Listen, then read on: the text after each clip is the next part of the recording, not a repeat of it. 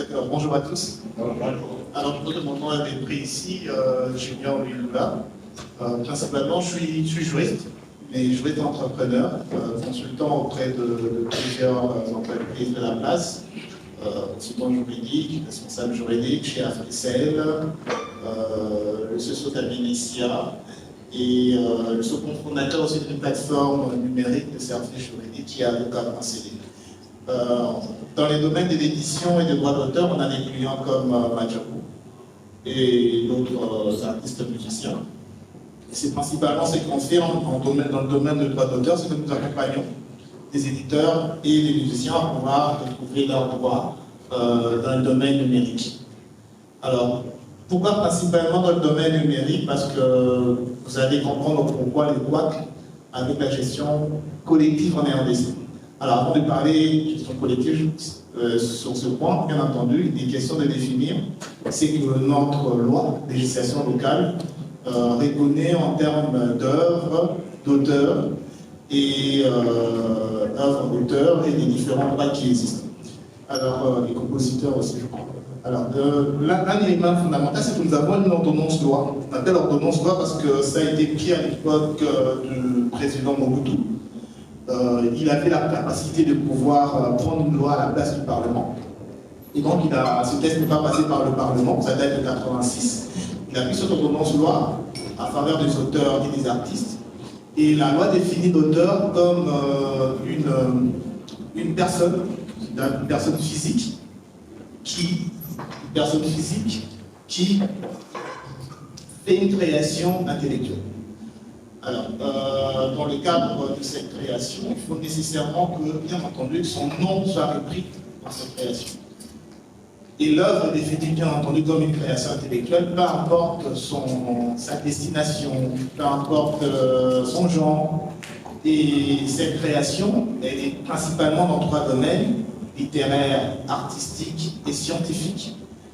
Littéraire, on a des œuvres, mais avec la convention il y a un accord sur le droit de la propriété intellectuelle fin des années 90 qui intègre aussi des logiciels comme un domaine qui est le domaine de création. Et là, on est dans le domaine musical, on reste dans le domaine artistique. Et l'élément intéressant qui définit l'œuvre dans le domaine artistique, l'œuvre musicale, c'est que nous avons non simplement l'œuvre musicale en soi, mais on reconnaît aussi les œuvres lyriques. Alors, la loi, originellement, on parle des compositeurs aussi. Compositeur, c'est spécifiquement dans le domaine de la musique, c'est-à-dire qu'au-delà des paroles, tout ce qui met en place le rythme, la mélodie sont aussi prises en compte dans cette ordonnance loi de 1980. Alors, l'auteur, vous allez voir aussi, à part l'auteur, il y a l'artiste. Il y a une différence que la loi fait entre l'auteur et l'artiste. L'artiste, c'est celui qui interprète l'œuvre. L'auteur détient plusieurs nombres de droits, catégorisés en droit économique et en droit extra-patrimonial. Alors, la société de gestion collective que nous avons actuellement, pour un peu faire une petite historique, on avait commencé avec la SONECA, avec une autre ordonnance loi du président Mobutu de 69, bien avant celui de 86. Et malheureusement, cette ordonnance loi, à ce jour, n'est pas encore abrogée. Et en 2011, on a eu une ordonnance du président de l'époque. Et cette ordonnance, comme elle n'a pas la même valeur qu'une ordonnance loi, et bien, ça crée une survivance entre une société de gestion collective dépassée et la SOCODA qui est actuellement en train de fonctionner. Et la gestion collective consiste justement à permettre, selon un répertoire bien défini et une clé de répartition, de pouvoir collecter les droits économiques des auteurs principalement et aussi des artistes. Merci bien. Et donc juste très concrètement, quels sont les types d'exploitation qui sont censés générer des droits? Regardez, il y a la radio, la télé, on a... Je parlerai beaucoup plus en termes de typologie de droit. De typologie de droit. Il y a ce qu'on appelle le droit de représentation de l'œuvre publique. Ouais. et bien entendu, on voit la radio, la télé, consorts. Le droit de reproduction, là on peut mettre les cas des sociétés de télécommunications qui reproduisent des œuvres, ou bien des fournisseurs de contenu Internet qui reproduisent des œuvres dans leur serveur, base de données. Et il y a aussi, donc ce sont les deux principaux droits. Parce qu'il y a un droit, je crois, sans doute Kochaï pourra peut-être me compléter, je pense qu'on parle de droit de communication au public précisément, c'est un droit lié à Internet. Et à ce jour, c'est lié à une convention internationale. La RDC n'a pas ratifié cette convention. Alors tous les droits comme liés à l'Internet ne peuvent pas être intégrés sous cet aspect. Ok. Bon, donc ça veut dire que ce qu'il faut retenir de ces différents droits, c'est qu'a priori en RDC, à ce jour, toutes les formes d'exploitation des œuvres musicales, donc de chansons, est censé générer des droits, que ce soit à la radio, à la télé, lorsqu'il y a une représentation publique en concert, que ce soit lorsqu'il y a du streaming, que ce soit, c'est censé, hein, je dis, lorsqu'il y a de la diffusion de musique dans l'espace public. Voilà, c'est un rappel basique. Je passe la parole à Tchaye, qui va nous expliquer qui il est et quel est le rôle d'une société de gestion de droit dans ce contexte-là. Assez rapidement, parce que...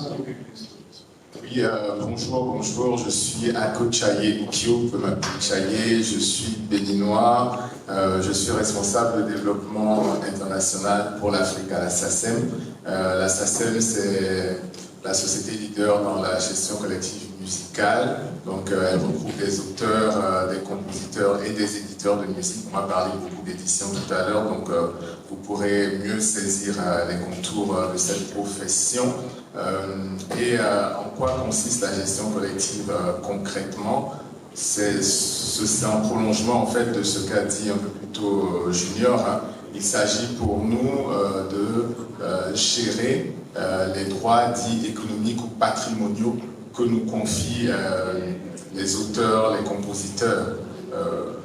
Pourquoi est-ce qu'on parle de gestion collective? C'est qu'on a un nombre important de créateurs qui décident d'aller grouper leurs intérêts économiques et de confier sa défense, sa promotion à un acteur qui est un peu un tiers de confiance.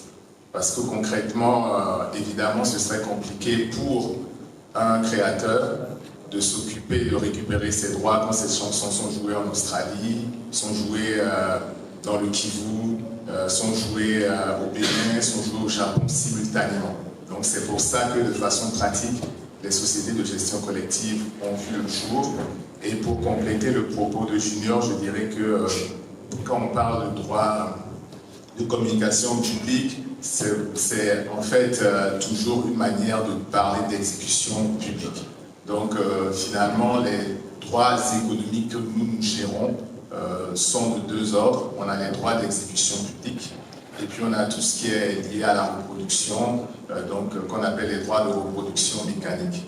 Et ces droits-là se retrouvent à la fois dans tout ce qui est physique, les exploitations physiques, et tout ce qui est également dans les exploitations digitales. Voilà, merci. Merci à Kochaye. Je vais passer la parole à Ethel pour que tu puisses te présenter et rentrer un peu plus dans le vif du sujet de l'édition musicale.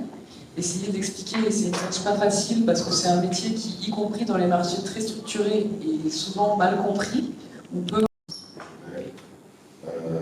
J'ai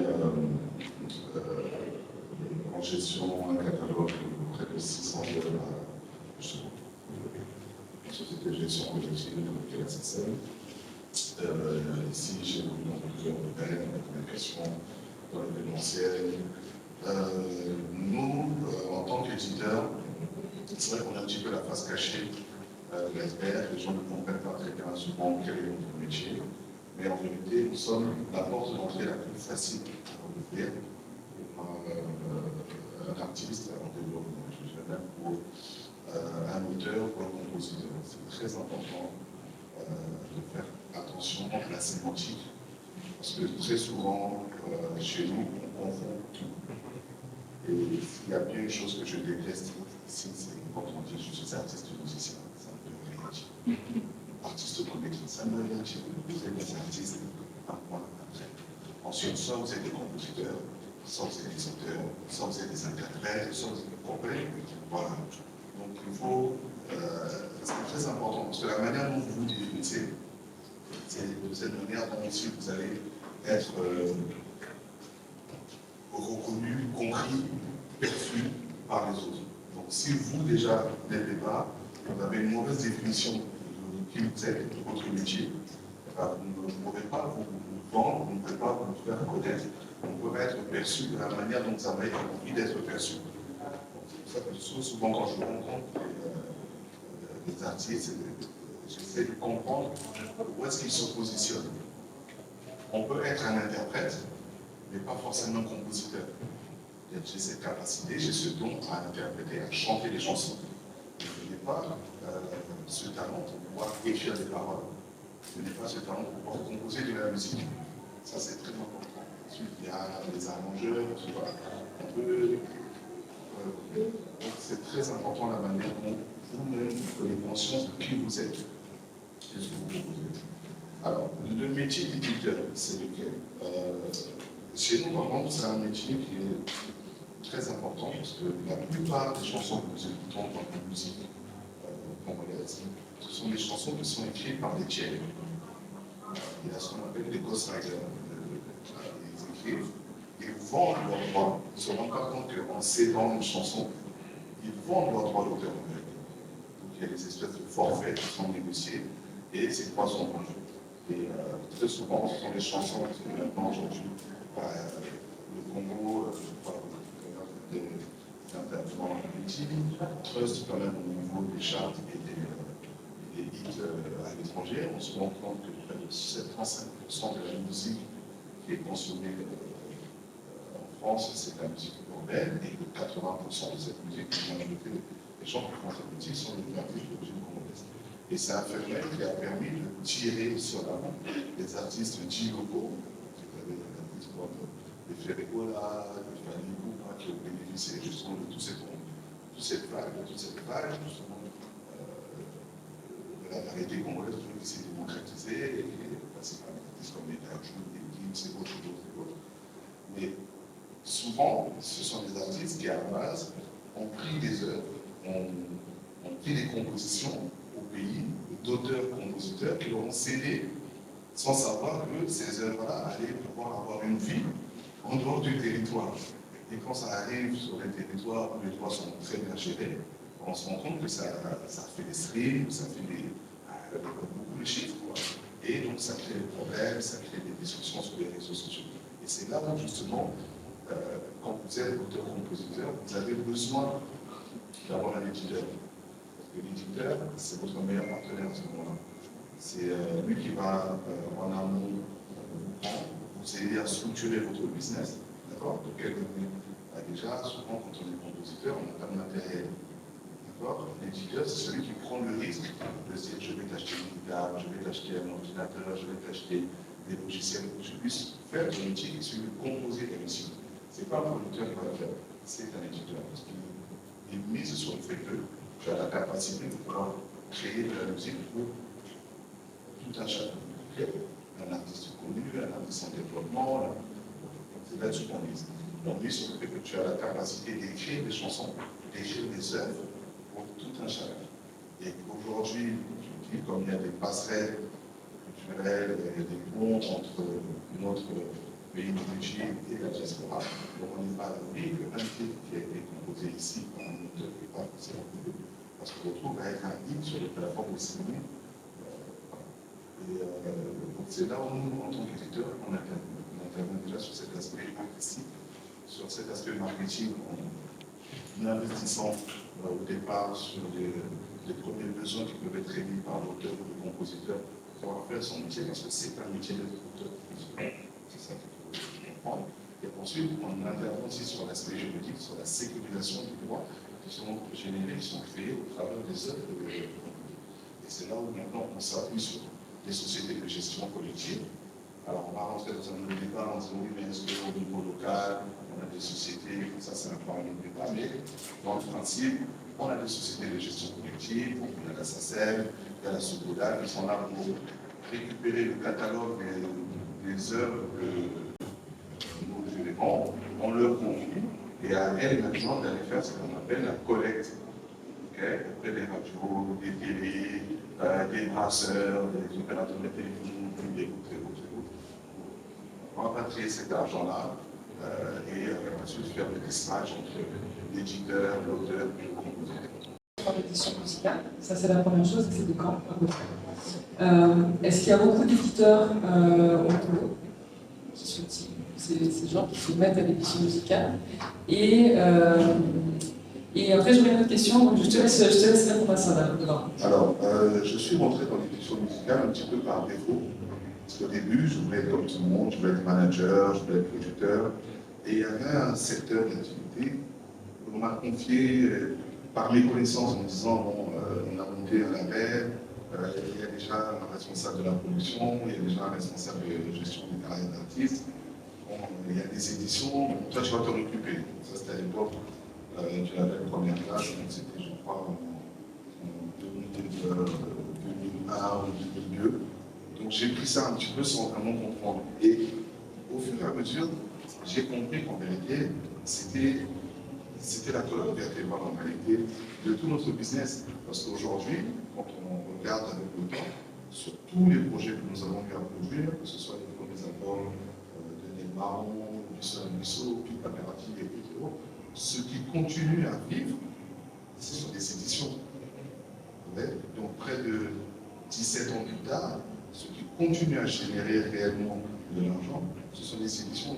Le domaine que tout le monde avait un petit peu négligé en pensant que ce n'était pas très, très important, c'est ça qui continue à nous faire vivre aujourd'hui, parce qu'il y a la possibilité d'avoir, on n'en parle pas assez, de la reprise de certaines œuvres, dans les publicités, aujourd'hui, dans les challenges. Je pense que vous êtes tous au courant qu'il y a ça. On connaît tous la chanson Kassomo. Mais pensez-vous qu'aujourd'hui, si les auteurs-compositeurs de cette œuvre, Kassomo, gagnent de l'argent, ils gagnent de l'argent avec le disque. Non, ils gagnent de l'argent, ils gagnent des revenus grâce aux droits d'auteur. Si l'œuvre a été déposée, donc c'était une œuvre qui date, je pense, de 75, 76, je ne sais pas de quelle année, mais elle est revenue au bout du jour grâce aux réseaux sociaux qui en ont fait un même sur les plateformes TikTok. Donc comme ces plateformes TikTok sont associées à des sociétés de gestion collective telles que la SACEM et on l'aurait espéré la SOCODA, à partir du moment où l'œuvre est identifiée, même si elle date d'il y a 30 ans, elle commence à générer des revenus. Ces revenus sont captés par la société de gestion. Et vous avez un auteur-compositeur qui a écrit une œuvre il y a 30 ans, qui se retrouve à toucher 15 000, 20 000, 30 000 $, ou bien c'est en droit s'il n'est plus en vie. Vous voyez l'importance de l'édition. Voilà, donc surtout aujourd'hui, avec les réseaux sociaux, c'est quelque chose qu'on ne peut plus négliger. Donc ça, c'était pour répondre à la première question, de savoir comment est-ce que je suis arrivé dans les éditions. Ensuite, j'ai pris goût, j'ai compris l'intérêt qu'il y avait et comment est-ce qu'on pouvait influencer les carrières. La deuxième question, c'était... Qu'est-ce que c'est la deuxième question? Les éditeurs au Congo. Donc j'ai répondu non. Les éditeurs. Ah oui. Oui, il y a des éditeurs au Congo. Il y a des éditeurs au Congo. Le problème que nous avons au Congo, c'est lequel? C'est le niveau de protection que nous offre la société de gestion collective que nous avons. Alors là, je vais rentrer dans un débat où je vais encore me faire des grands amis à la SOCODA, mais... Voilà. Personne de la SOCODA, ça n'existe pas. Ça n'existe pas, voilà. Donc on aurait aimé justement que la SOCODA soit un véritable partenaire dans le développement de ce business. De se dire, ok, aujourd'hui on peut s'appuyer sur la SOCODA pour monter des stratégies, pour discuter avec la SOCODA, pour voir quels sont les territoires de collecte auprès desquels elle peut aller chercher des revenus pour nous. Malheureusement, on n'arrive pas encore à ce niveau d'échange avec la SOCODA. Donc ce qui fait que la plupart des sociétés d'édition congolaises qui sont sérieuses vont s'affilier à des sociétés étrangères tels que la SACEM, la SABA et autres, pour avoir un niveau de protection, un niveau de gestion de leurs droits qui leur permettent réellement de pouvoir être profitables. Mais ça, Etel, ça marche que s'il y a une exploitation des œuvres en dehors du cours. Oui, effectivement. Tout à l'heure, je pense que M. Junior a parlé. Encore notre pays, il se fait remarquer. Malheureusement, la RDC n'a pas souscrit, je pense, à certaines conventions internationales. Comment est-ce qu'on voit les effets de cela? On a tous nos réseaux sociaux ici. On se rend compte que quand certaines musiques passent, certaines vidéos, et qu'il y a de la musique, elles sont mutées. Mais pourquoi elles sont mutées? Parce que les territoires dans lesquels elles sont diffusées à ce moment-là, elles sont vues, ne collectent pas. Vous voyez? C'est juste ça. C'est comme par exemple Facebook va se rendre compte que l'algorithme va dire voilà, il y a telle vidéo avec telle musique, et ça je parle sous le contrôle l'algorithme va reconnaître le territoire dans lequel la musique est jouée, sachant que ce territoire-là n'a signé aucune convention pour la collecte et la gestion de ces droits-là, donc il va muter automatiquement la musique. Mais vous prenez la même vidéo, vous allez la regarder, je ne sais pas, en Afrique du Sud ou au Nigeria, s'ils sont conventionnés, vous allez voir que la vidéo va jouer avec la musique. Donc ça fait aussi partie des aberrations, si on peut le dire, que nous connaissons ici. Pareil pour YouTube, quand vous pouvez aujourd'hui avoir 1 million. Okay. Alors on est passé directement vers la question du numérique, donc je proposerais d'approfondir cette question-là et peut-être que Thierry, tu remettes en perspective la partie digitale versus en fait ce qui est territorialisé et non territorialisé. Autrement dit, quels droits en fait ne peuvent être collectés que en fait par là, ceux qui peuvent être collectés par la SACEM. Et Junior, je te demanderais aussi de rebondir sur ce que vous faites en termes de collection de droits sur la partie numérique. Ok. En ce qui concerne le digital, effectivement, il y a des spécificités, des différences par rapport aux exploitations dites physiques. Les exploitations dites physiques sont gérées par chaque société sur son territoire, selon les répertoires qu'elle peut représenter. Donc nous, aujourd'hui, par exemple, sur les territoires SACEM, on a des accords avec quasiment toutes les sociétés du monde qui sont représentées à la CISA, qui est un peu les Nations Unies de la gestion collective, c'est la Confédération internationale des sociétés d'auteurs. Et donc on a, on va dire, 100% du répertoire qu'on représente dans le pays. Et j'expliquais hier à ceux avec qui j'ai échangé que Beyoncé en ce moment est en concert en France, elle fait les stades de France, elle a commencé hier. Donc Beyoncé n'est pas membre de la SACEM, mais c'est la SACEM qui va collecter les droits d'auteur générés par ce concert qui se déroule au Stade de France, parce qu'il se déroule sur un territoire dit SACEM. Et ensuite, on va envoyer l'argent à sa société pour que sa société la paye. Voilà.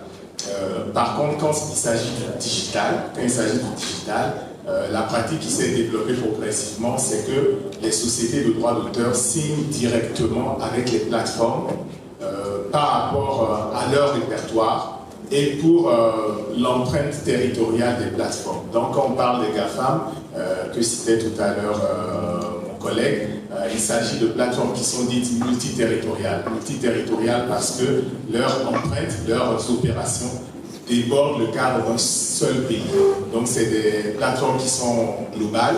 Et donc, les sociétés de droits d'auteur signent des accords avec ces plateformes-là pour les territoires que ces plateformes-là représentent, généralement via des accords de licence. Donc, nous, on a des accords avec les plateformes digitales qui vont jusqu'à 200 territoires. On a donc des accords avec Spotify, TikTok, YouTube, etc.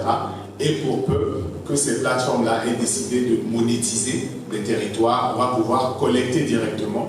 Et pour les répertoires qu'on représente, donc pour les auteurs, compositeurs qu'on représente, on va pouvoir agir comme un guichet unique. Donc tu es par exemple un musicien congolais qui est membre de la SACEM pour le monde entier, disons pour le monde entier sauf le Congo, parce que c'est ce qui devrait être à minima. Nous, quand tes œuvres seront exploitées sur Spotify par exemple, on va collecter dans le monde entier, sauf le Congo.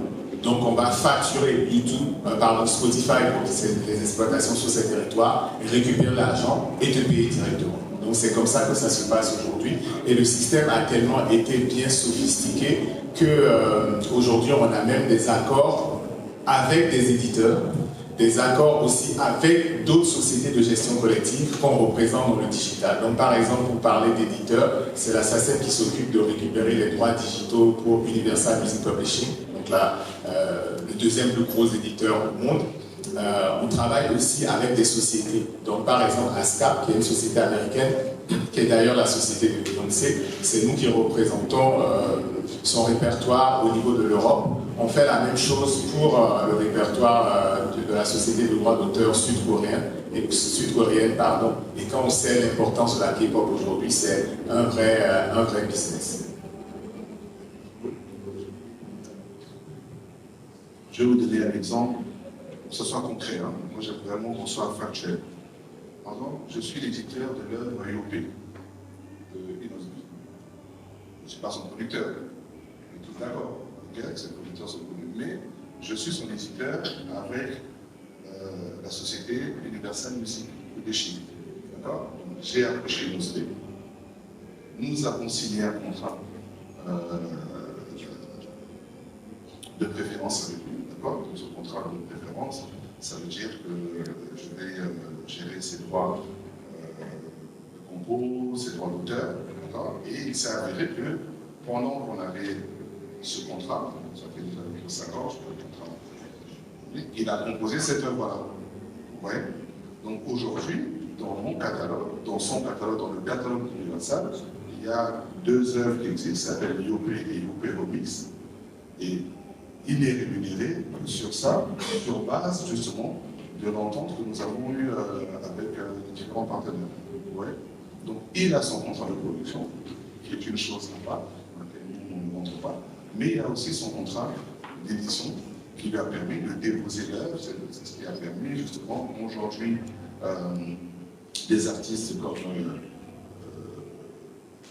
Diamond jouent l'œuvre par exemple dans tous ces festivals où il va, c'est Inos qui récupère directement les droits. Ce n'est pas Diamond qui est crédité. Ouais.